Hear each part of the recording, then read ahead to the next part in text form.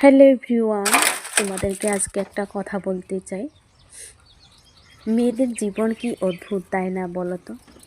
না মেয়েদের কোনো বাড়ি আছে, না মেয়েদের কোনো মন আছে, না ইচ্ছে আছে।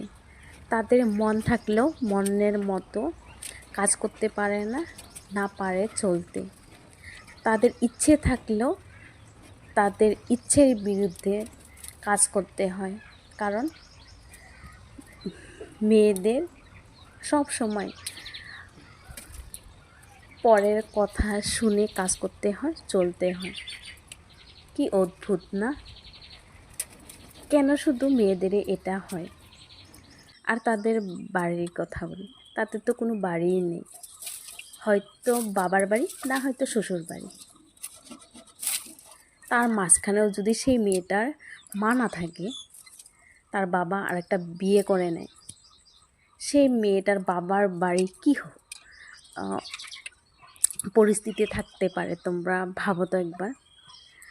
আর শ্বশুর বাড়ির কথা বলি, তার শ্বশুর বাড়ির লোকজনও তাকে অত্যাচার করে, তার হাজবেন্ড অত্যাচার করে।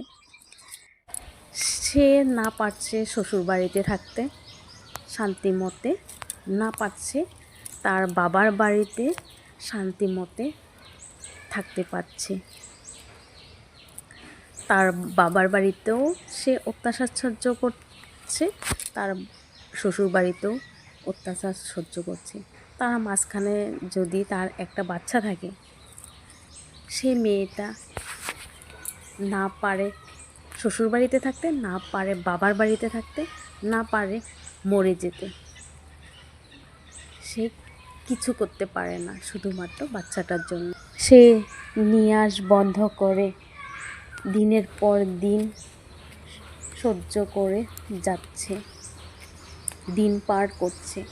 আমি সব মেয়েদেরকে বলছি না, প্রায় মেয়েদেরই অনেক কষ্ট। আর তার মাঝখানে হয়তো কারোর বেশি, হয়তো কারোর কম। যাই হোক, বাদ দাও। কেমন আছো বলো? আশা করছি সবাই ভালো আছো। আর আমি করলা গাছ লাগাইছিলাম, সেটাই আর কি জাংলা দিচ্ছিলাম। অনেক কথা বললাম, কেউ কিছু মনে করো না, ঠিক আছে? সবাই ভালো থেকো, সুস্থ থেকো।